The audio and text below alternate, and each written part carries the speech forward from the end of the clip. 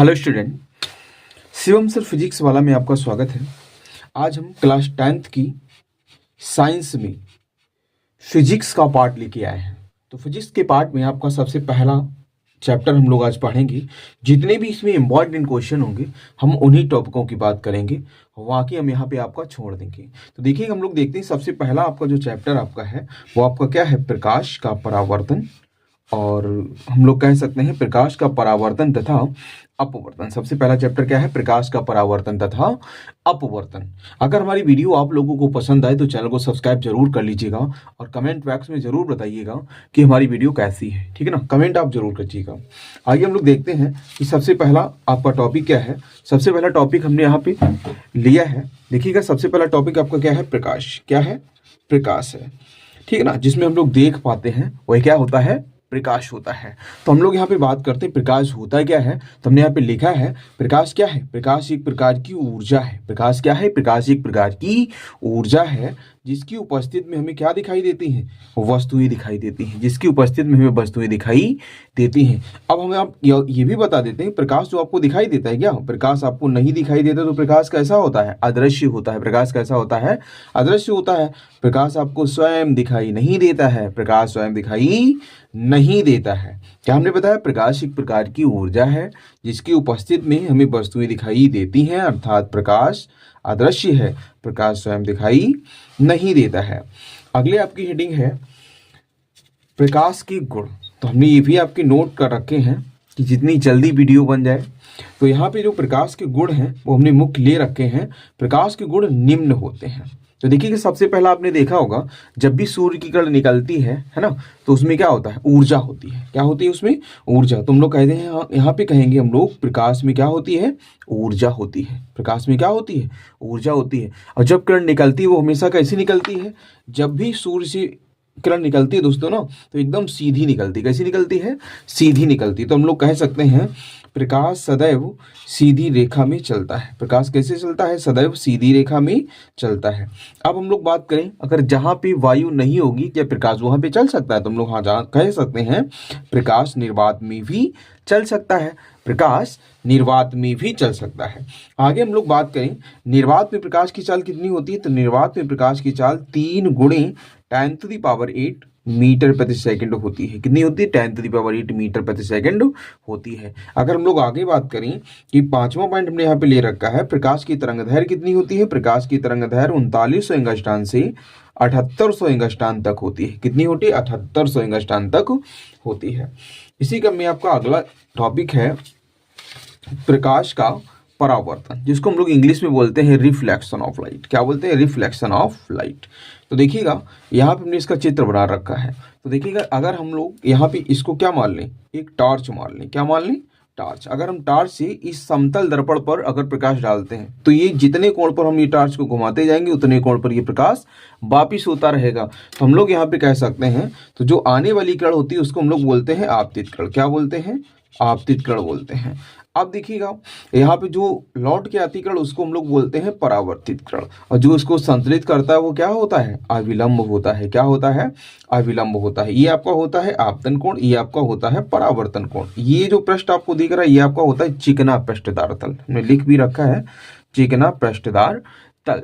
तो देखिएगा डेफिनेशन की हम लोग बात करते हैं तो हम लोग कह सकते हैं जब कोई प्रकाश की किरण, जब कोई प्रकाश की किरण, जैसे ये किरण आपकी आ रही है, तो जब कोई प्रकाश की किरण किसी चिकने पृष्ठदार तल से टकराकर, ये आपका चिकना पृष्ठदार तल हो जाएगा, है ना। तो जब कोई प्रकाश की किरण किसी चिकने पृष्ठदार तल से टकराकर वापस उसी माध्यम में लौट जाती है, वापस उसी माध्यम में लौट जाती है, क्या कहलाता है, प्रकाश का परावर्तन कहलाता है। क्या कहलाता है, प्रकाश का परावर्तन कहलाता है। अब यहाँ पे आप लोग देख रहे होंगे एक किरण ये होगी, एक किरण होगी, ये किरण, दोनों किरणें जहां पर मिलती हैं वो आपका आपतन बिंदु होता है। कौन सा बिंदु होता है, आपतन बिंदु होता है। तो इसकी डेफिनेशन भी हमने नोट कर रखी है। क्या है डेफिनेशन, देखिएगा डेफिनेशन में यहाँ पे लिख रखा है। देखिएगा जब कोई प्रकाश की किरण, जब कोई प्रकाश की किरण किसी चिकने पृष्ठदार तल से टकराकर, किसी चिकने पृष्ठदार तल से टकराकर वापस उसी माध्यम में लौट जाती है, तो इस घटना को हम लोग क्या कहते हैं, प्रकाश का परावर्तन कहते हैं। इस घटना को प्रकाश का परावर्तन कहते हैं।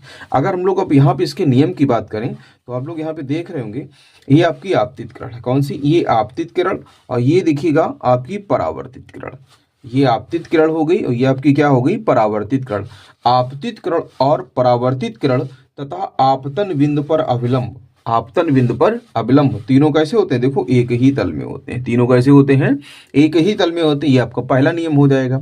हम लोग अगर दूसरे नियम की बात करें तो ये आपको दिख रहा होगा, कोण आई भी दिख रहा होगा ये, और ये कितना है आपका? कोण आर। तुम लोग कह सकते हैं आपतन कोण सदैव परावर्तन कोण के कैसे होता है? बराबर होता है। तो यहाँ पे हमने ये भी आपका नोट कर रखा है। तो देखिएगा यहाँ पे क्या हो जाएगा, परावर्तन के कितने नियम होते हैं? परावर्तन के दोस्तों निम्नलिखित 2 नियम होते हैं। अब देखिएगा प्रथम नियम क्या कह रहा है? आपतित किरण, परावर्तित किरण तथा आपतन बिंदु पर अभिलंब तीनों एक ही तल में होते हैं। आपतित किरण, परावर्तित किरण तथा आपतन बिंदु पर अभिलंब तीनों एक ही तल में होते हैं। द्वितीय नियम की हम लोग बात करते हैं तो आपतन कोण सदैव क्या होता है? परावर्तन कोण के बराबर होता है। आपतन कोण सदैव परावर्तन कोण के बराबर होता है। तो हम लोग लिख सकते हैं कोण आई बराबर कितना हो जाएगा? कोण आर हो जाएगा। आगे हम लोग बात करते हैं नेक्स्ट पॉइंट की। तो आपका अगली हेडिंग ये होगी कि दर्पण संबंधी कुछ परिभाषाएं। हमने यहाँ पे केवल मुख्य पॉइंट ले रखे हैं, दर्पण संबंधी कुछ परिभाषाएं। तो देखिएगा यहाँ पे क्या हो जाएगा, सबसे पहले हमने लिया है वक्रता केंद्र। तो हम लोग यहाँ पे समझ लेते हैं। देखिएगा सबसे पहले यहाँ पे एक हमने दर्पण बना रखा है। क्या बना रखा है? दर्पण। तो ये आपका अवतल दर्पण होगा। तो हम लोग बात करते हैं, सबसे पहले बात किसकी है? वक्रता केंद्र की। आप लोग देख रहे हो किसकी हमने बात की है? वक्रता केंद्र की। तो वक्रता केंद्र क्या होता है? तो यहाँ पे जो हमने पॉइंट ले रखा है ये आपका क्या है? वक्रता केंद्र है। अगर हम यहाँ से अगर हम लोग प्रकार लेते हैं, अगर एक बार अगर हम लोग घुमाते हैं तो वही उसका क्या होता है? केंद्र होता है। तो हम लोग कह सकते हैं खोखले गोले का वह केंद्र जिसका दर्पण एक भाग होता है। खोखले गोले का वह केंद्र जिसका दर्पण एक भाग होता है क्या कहलाता है? वक्रता केंद्र कहलाता है। तो देखिएगा यही हमने लिख भी रखा है। क्या लिख रखा है? खोखले गोले का वह केंद्र जिसका दर्पण एक भाग होता है वक्रता केंद्र कहलाता है। इसे सी से प्रदर्शित करते हैं। आगे अब हम लोग बात करते हैं नेक्स्ट पॉइंट की। अगला पॉइंट हमने ले रखा है ध्रुव। तो यहाँ पर भी आप देख लीजिएगा तो ये आपका गोली दर्पण होता है। कौन सा? ये वाला क्या होता है? गोली दर्पण। तो गोली दर्पण के परावर्तक तल का ये मध्य बिंदु, ये हो ना मध्य बिंदु, क्या कहलाता है? दर्पण का ध्रुव कहलाता है। तो यहाँ पे देखिएगा ध्रुव, यही हमने नोट भी कर रखा है। गोली दर्पण के परावर्तक तल का मध्य बिंदु दर्पण का क्या कहलाता है? ध्रुव कहलाता है। इसे पी से प्रदर्शित करते हैं। आगे हम लोग बात करते हैं, यहाँ पे हमने बात करते हैं फोकस दूरी की। तो देखिएगा फोकस दूरी क्या हो जाएगा? तो देखिएगा ये हो गया आपका मुख्य फोकस। ये क्या हो जाएगा? ध्रुव हो जाएगा। क्या हो जाएगा? ध्रुव हो जाएगा। तो हम लोग कह सकते हैं मुख्य फोकस एफ तथा ध्रुव पी के बीच की दूरी को, ये वाली दूरी आपकी क्या कहलाएगी? फोकस दूरी कहलाएगी। तो यहाँ पे देखिएगा आपका क्या हो जाएगा? तो हमने यहाँ पे लिख भी रखा है। तो देखिएगा फोकस दूरी क्या है? मुख्य फोकस एफ तथा ध्रुव पी के बीच की दूरी को फोकस दूरी कहते हैं। इसे स्मॉल एफ से प्रदर्शित करते हैं। आगे दोस्तों हम लोग बात करते हैं वक्रता त्रिज्या की। तो आप लोग देख रहे होंगे ये आपका वक्रता केंद्र है। ये आपका क्या है? ध्रुव पी। तो देखिएगा वक्रता केंद्र सी और ध्रुव पी के बीच की दूरी को, मतलब यहाँ से लेके यहाँ तक की दूरी को हम लोग क्या कहते हैं? वक्रता त्रिज्या कहते हैं। तो यह आपका हो जाएगा, देखिएगा वक्रता त्रिज्या, वक्रता केंद्र सी तथा ध्रुव पी के बीच की दूरी को वक्रता त्रिज्या कहते हैं। इसे आर से प्रदर्शित करते हैं। आगे दोस्तों हम लोग बात करते हैं कि रेखीय आवर्धन क्या होता है। ये भी आपको इंपॉर्टेंट क्वेश्चन है कि रेखीय आवर्धन क्या होता है। तो रेखीय आवर्धन की हम लोग जैसे बात करें तो देखिएगा होता है दर्पण द्वारा बने किसी वस्तु के प्रतिबिंब की लंबाई, दर्पण द्वारा बने किसी वस्तु के प्रतिबिंब की लंबाई तथा वस्तु की लंबाई के अनुपात को हम लोग क्या कहते हैं? रेखीय आवर्धन कहते हैं। इसे स्मॉल एम से प्रदर्शित करते हैं। अर्थात रेखीय आवर्धन बराबर क्या हो जाएगा? स्मॉल एम बराबर आपका हो जाएगा प्रतिबिंब की लंबाई बटे वस्तु की लंबाई। इसी क्रम में हम लोग बात करते हैं आगे। सबसे मोस्ट इंपॉर्टेंट 1 नंबर में पूछा जाता है कि दर्पणों के उपयोग क्या होते हैं। तो देखिएगा सबसे पहले हम लोग बात करें दर्पणों के उपयोग में, अवतल दर्पण के उपयोग क्या होते हैं।